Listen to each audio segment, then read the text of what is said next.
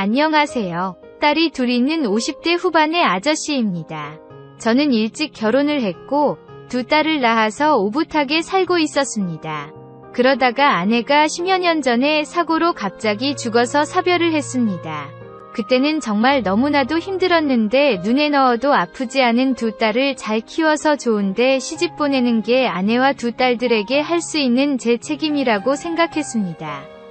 그래서 일만 하면서 살아왔고 딸들도 잘 커서 첫째는 몇 년 전에 시집을 가서 가정을 꾸리고 잘 살고 있습니다. 저는 가방끈이 짧다 보니 젊었을 때부터 공사장을 전전하기는 했습니다.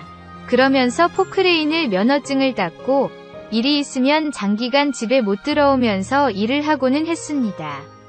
그래서 돈은 좀 벌었기 때문에 지방이지만 좋고 큰 아파트에서 두 딸이랑 살았고 첫째는 엄마의 빈자리를 챙기면서 동생을 잘 보필했습니다. 첫째가 시집을 가고 둘째랑만 살고 있었는데 딸은 남자친구가 있기는 했지만 결혼은 아직 생각이 없는 듯 보였습니다. 그러다 1년 정도 전이었습니다.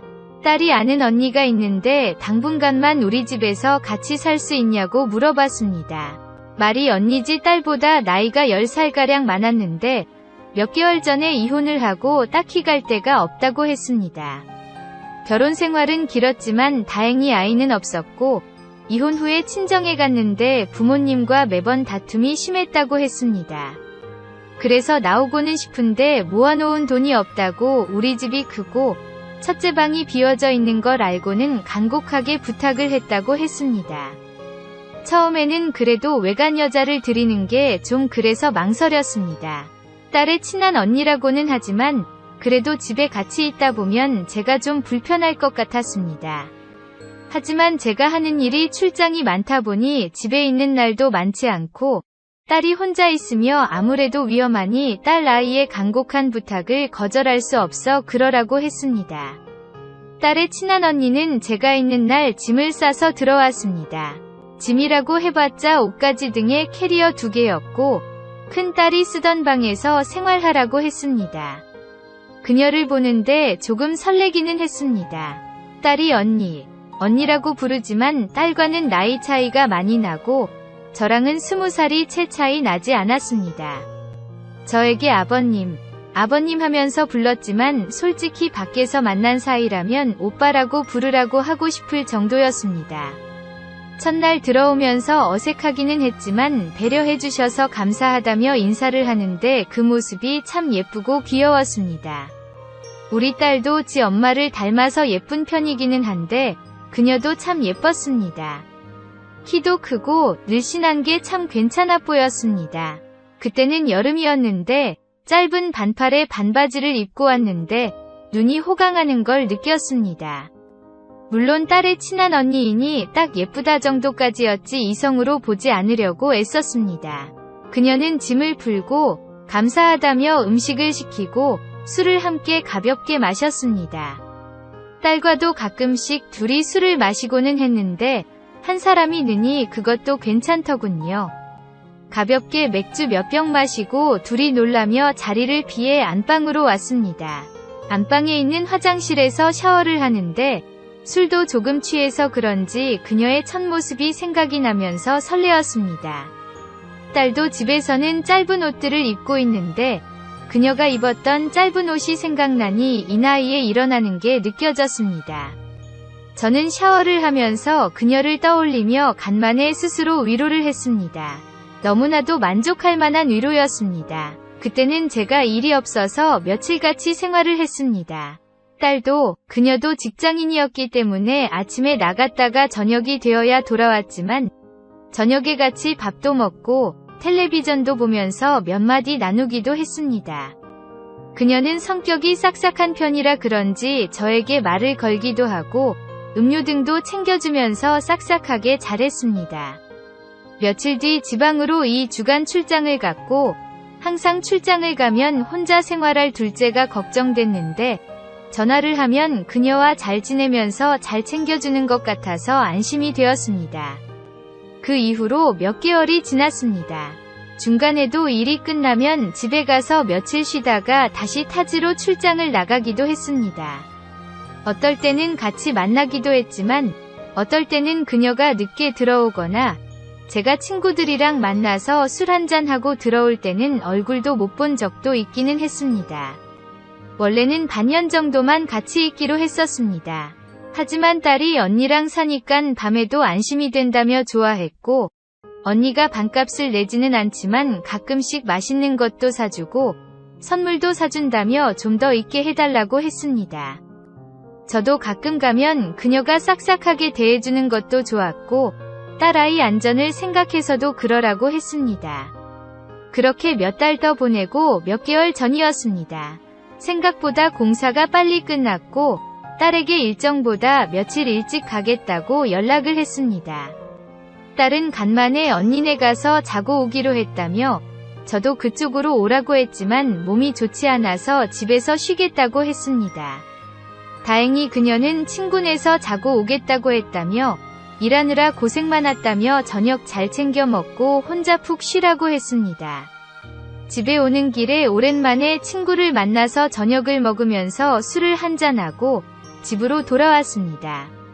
간만에 혼자 집에서 푹 쉴 수 있겠다 생각하고 현관문을 열었습니다. 현관문을 열 때부터 느낌이 이상했습니다. 못 보던 남자의 신발이 있었기 때문입니다. 느낌이 이상해서 조용히 집에 들어갔는데 거실에는 술을 먹은 흔적이 있었습니다. 느낌이 싸해서 큰딸이 썼던 그녀의 방에 노크를 했습니다. 인기척이 없어서 살짝 문을 열었습니다. 그러자 큰딸이 썼던 그리고 그녀가 쓰고 있던 침대에 그녀와 웬 남자가 실오라기 하나 걸치지 않고 안고 누워 있었습니다. 그 모습을 보니 정말 우라통이 터졌습니다.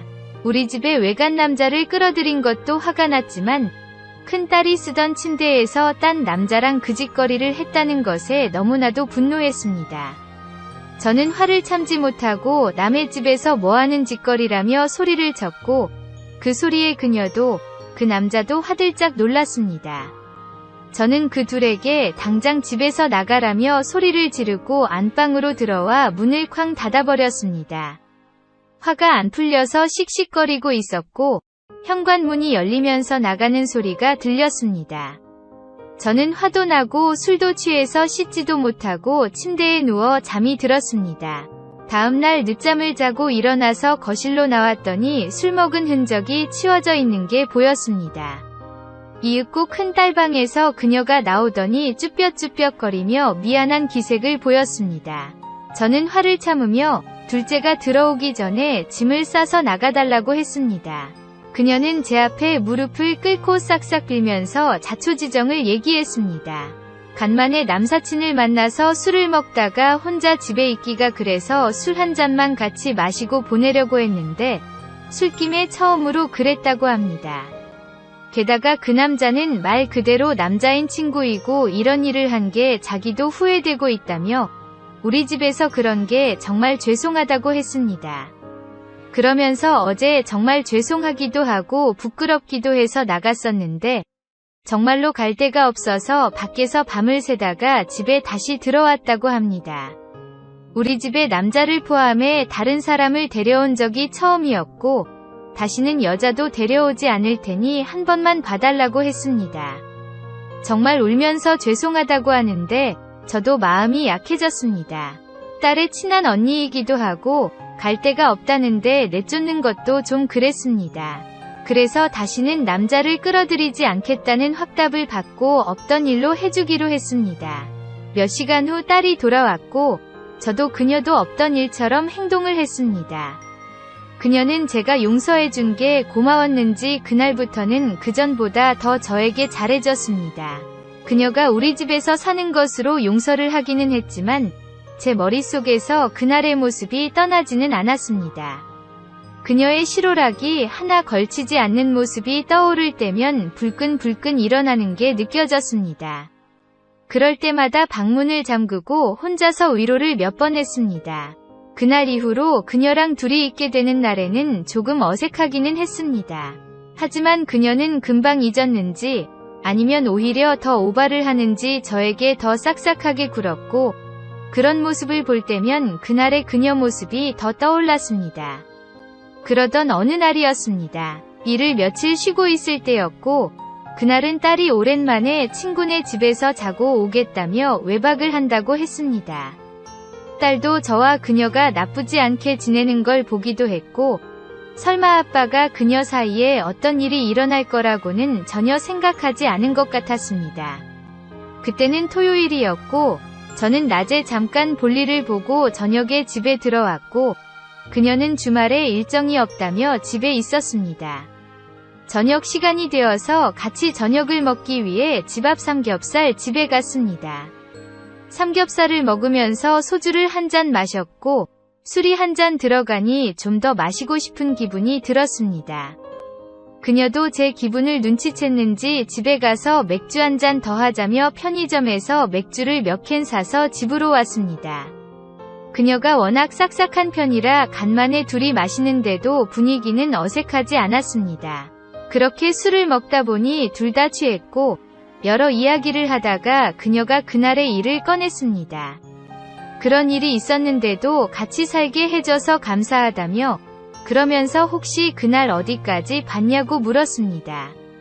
저는 민망하기는 했지만 술도 취했겠다 제가 본 내용을 다 이야기를 했고 그녀는 조금 부끄러운 듯 말이 없었습니다. 괜히 사실대로 말했나 하는 생각에 더 이상 마시면 괜히 실수를 할까봐 자리에서 일어나려고 했습니다.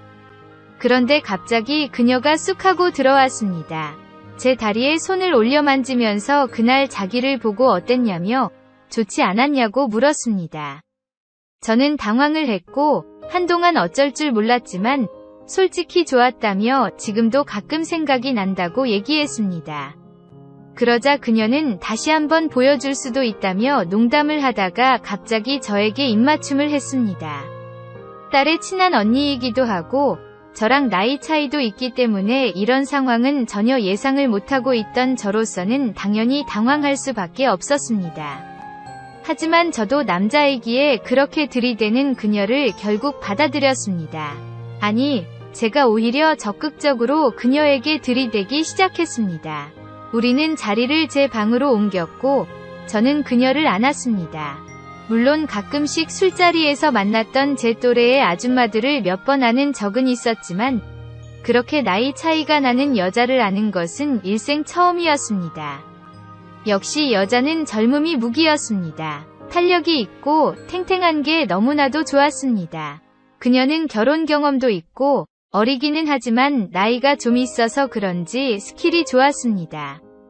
어린 그녀의 피지컬과 경험의 스킬이 더해지니 그녀는 저를 정말 황홀하게 안아줬습니다. 그렇게 그녀를 처음 안게 되었습니다. 처음 안고 나서 다시 안고 싶었지만 제가 나이가 있어서 그런지 연달아 2번 안는 건 쉽지 않았습니다.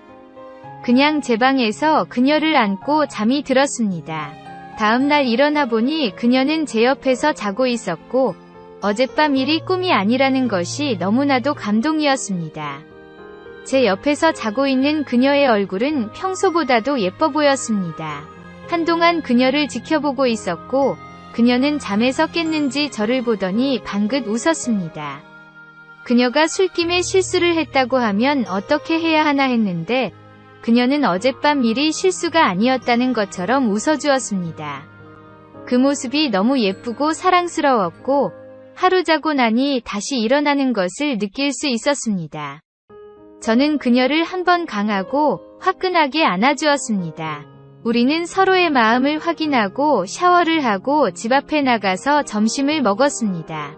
그러면서 서로의 마음에 대해서 이야기를 나누었습니다. 그녀는 그날 자신이 정말 잘못했는데도 불구하고 너그럽게 이해해준 제가 너무나도 고마웠다고 합니다. 처음에는 죄송한 마음에 그리고 고마운 마음에 저에게 잘해주기 시작했는데 그게 조금씩 이성적인 감정으로 느껴졌다고 합니다. 전 남편이 자기보다 연하였고 그동안 연애도 거의 동갑이나 연하를 만났어서 그동안은 몰랐다고 합니다. 하지만 나이가 많은 사람의 이해심과 배려에 대해서 생각을 하게 되었다고 합니다. 머리로는 이렇게 나이 차이가 많이 나는 저에게 이성적인 감정을 느낄까 생각하며 생각을 떨쳐버리려고 했지만 그게 잘 안 돼서 자기도 괴로웠다고 합니다. 하지만 어제 삼겹살집에서도 그렇고 집에서 맥주를 먹으면서 저랑 얘기를 많이 나누다 보니 대화 내용에서도 자기에 대한 배려와 호감을 좀 느꼈다고 합니다. 사실 어제는 안기려는 생각은 전혀 없었는데 술김에 안기기는 했다고 합니다. 하지만 막상 안기니 기분이 좋았고 제가 나이가 있어서 그런지 스킬이 좋아서 궁합도 좋았다고 합니다. 그 말을 하며 얼굴이 붉어지는 그녀를 보니 다시 한번 안고 싶다는 생각을 했습니다. 밥을 후딱 먹고 딸이 오기 전에 한 번 더 그녀를 안으려고 했습니다. 하지만 집에 와보니 딸이 돌아와 있었고 그녀를 안을 수 없었습니다. 그럴 줄 알았으며 숙소를 들렀다 올 걸 하는 생각이 들었습니다. 제가 그때 며칠간 일이 없었기 때문에 며칠간 그녀를 안았습니다. 물론 집에는 딸이 있었기 때문에 근처 숙소에서 그녀를 안았습니다. 그녀도 저에게 안기는 게 너무 좋다며 일을 하면서도 퇴근해서 저를 만나는 시간만 기다린다고 했습니다.